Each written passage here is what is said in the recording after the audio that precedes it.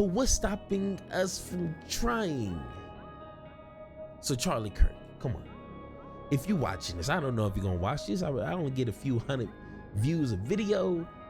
But if you're watching this, Charlie Kirk, you lost. You're on the wrong side of this conversation, and everybody, even your mama, I'm pretty sure if your mama's still here with us today, I'm pretty sure she will look you in your cross-eyed, bulgy eyes that you got going on and look you in your face with disgust and say, Charlie, you wrong. Charlie, you wrong. You lost, buddy. Give it up. Hey, thank you for watching Power to the Pod, where we're committed to an intellectual integrity and a moral honesty. I'm your host, Superior, once again. Thank you for watching. Now in this video, I want to know, like, I never been that kind of guy. So I'm actually asking an honest question. How does it feel to lose an argument so bad? You're obviously on the wrong side of history. You're obviously on the wrong side of the conversation. All the facts and data that you claim to love and champion and stand for is not on your side. You have nothing, literally nothing, to represent your argument, but still refuse to accept defeat and to be like, you know what? Hey, let me be honest. Let's try to figure out this gun problem. Okay, we obviously got a gun problem. Hey, I tried. But let's go ahead and sit at the table and let's come up with some sort of solutions. Let's do that. I don't know how it feels to be so self-centered and be so hard-headed to accept that when you don't have a dog in the fight, when you don't have a leg to stand on, you don't have a leg or a dog. I don't even know why you there, but you don't have neither, and you still talking. Well, ladies and gentlemen, this is what you call a professional, with the capital P on it, a professional grifter, a professional opportunist, Mr. Charlie Kirk. I underestimated him. I underestimated Charlie Kirk because, one, his weird haircut, and his hairline is like not even back here, but it starts here and it goes back here. I don't even know what that's called. It must be his syndrome or whatever. But I underestimated how loyal he is to the cause. He ain't backing down for nothing. He don't give a damn if everyone in the world is against him. He's like, you know what? I want this money. I want this paper. And I'm going to say anything and everything to get that money. Now, if you think I'm lying, hey, I ain't never seen a grifter grip so hard. I ain't never seen an opportunist opportune on this opportunity like this ever. Let's go ahead and watch this video and let's have this conversation. Is the college campus guy that we were just speaking about. And let me also say he's really failing at it because Gen Z is overwhelmingly, even more so than millennials, even post 30, which is the old trope of, in college you're a bleeding heart liberal and then you age up and you're a conservative. No, millennials are super progressive and Gen Z is uber ultimate progressive. All right, so all that college outreach that Charlie Kirk and Ben Shapiro, all of those I'm destroying this college student videos, to quote one of the better things Trump has ever said, sounds good, doesn't work. Sounds good, doesn't work, hasn't worked. I think, you know, Charlie Kirk's main focus was Arizona in this last election cycle, and Arizona had some of the worst in terms of differential between right-wingers kids voting for right-wingers and Republicans versus Democratic candidates. He almost had an inverse effect. But here he is speaking about gun control, which, speaking of young people, could not be more united around a desire to have some larger semblance of gun control, speaking about the Second Amendment and how, this is just the liberties that Americans have to deal with. Oh, man. The Second Amendment protects all the other amendments. That's a fact. And there is a cost to any form of liberty. That's a fact. If you have cars, you get 50,000 auto fatalities every single year. If you have planes, you're going to have some planes crash. You have the Open Skies Act, you're going to have a bad pilot. You have pools, unfortunately, you have kids wander into the pool and they die of suffocation. Happens far too often in Arizona. You have peanuts, people could be eating alone in their home and they could choke to death. You get the point.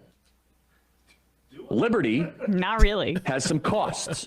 What? But yes, liberty is worth it. And I say that because we live under this delusion that somehow we can get gun deaths down to zero. So if you come from the premise that we're going to have an armed citizenry, you're going to have a cost. So correct me if I'm wrong. Okay. So I'm just a little confused, okay? Because I understand when you're trying to, sometimes when you're trying to freestyle some things, you're just going out top of the dome, you know what I'm saying? But it just feels he's at the level to where he should be more prepared. So I don't want to just assume. I'm going to give him the benefit of the doubt because, okay, he said car deaths. We have a lot of car deaths. Okay. When cars were first becoming a thing, there was more car deaths.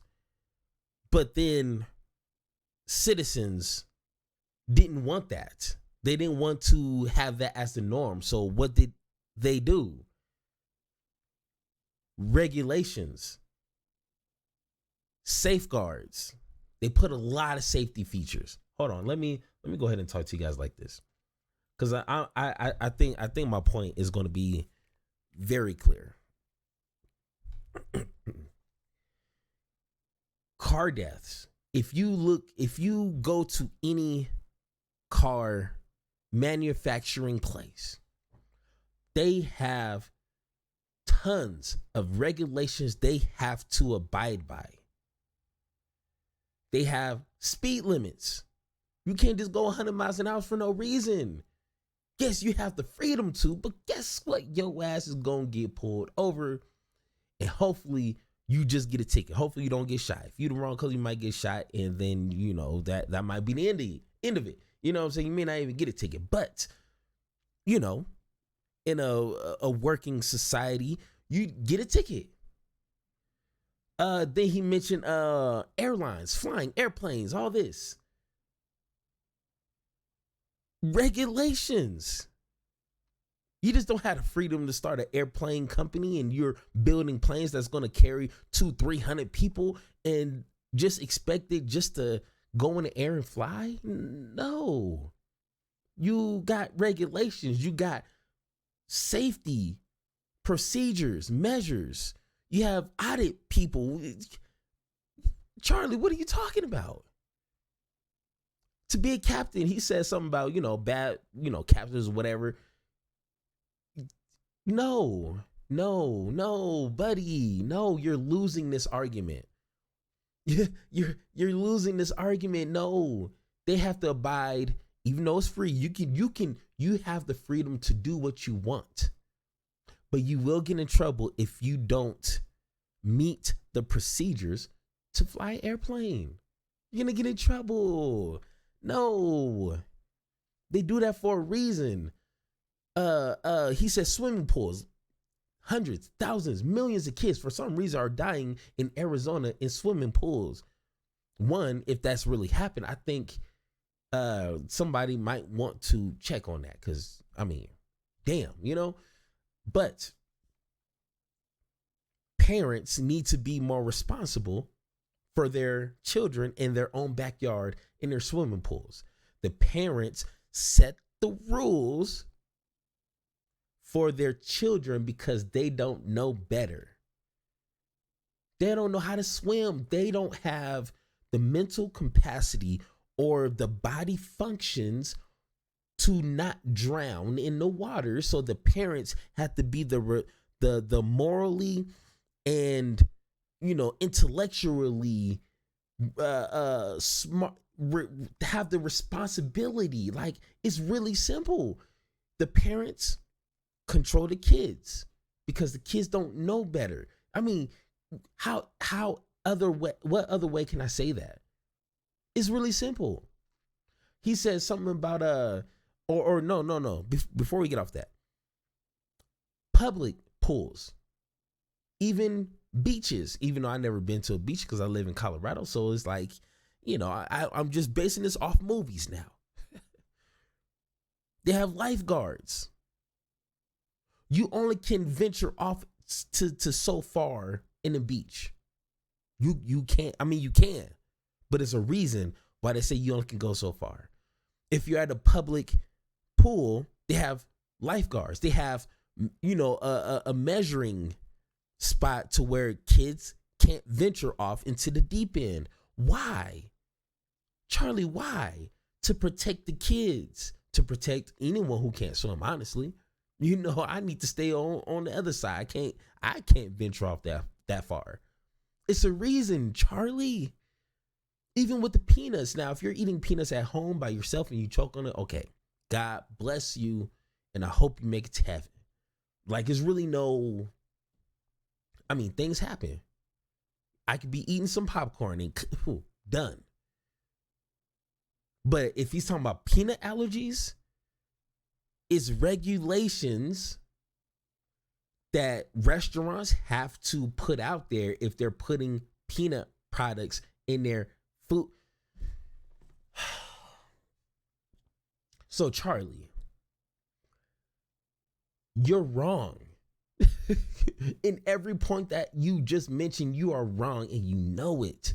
There is no God-given excuse here on earth on why we can't regulate guns to a level to what is needed today in 2023. We're not back in the 1600s.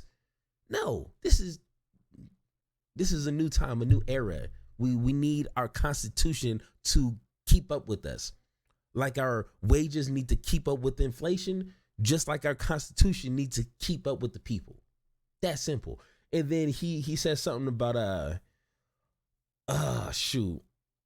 Yeah, he said, you know, people on the left, you know, they want zero, nada, gun deaths. It's like, who was saying that? Who said we want now? Do we want that deep down inside? Of course. And I don't never want a plane to fall ever again. I don't want a car to crash ever again. But, you know, sadly, we live in reality to where your expectations can't be to 100% solve anything. I mean, for Pete's sakes, condoms don't even prevent pregnancies 100%. Just don't have sex. That's how you prevent having kids. You know, boom, there you go. So no one is saying zero gun deaths. We just kind of want to try to get close to zero as possible. I mean, as humanly possible, we want to try to strive to maintain, to achieve to zero close as possible. We ain't going to get there. I know that. I ain't that gullible. I ain't that naive. I get it. But what's stopping us from trying? So Charlie Kirk, come on. If you're watching this, I don't know if you're going to watch this. I only get a few hundred views of video. But if you're watching this, Charlie Kirk, you lost. You're on the wrong side of this conversation, and everybody, even your mama, I'm pretty sure if your mama's still here with us today, I'm pretty sure she'll look you in your cross-eyed, bulgy eyes that you got going on and look you in your face with disgust and say, Charlie, you wrong. Charlie, you wrong. You lost, buddy. Give it up. But maybe you watching me right now say, hey, Mrs. Superior, you're wrong. Okay? Damn it, you're wrong. Well, I want you to let me know in the comments, okay? If I'm wrong, let me know in the comments. And let's have that conversation. Thank you for listening, and don't forget to join the conversation by subscribing. Make sure to tune in next time, and like always, power to you, power to me, power to the people, power to the pod.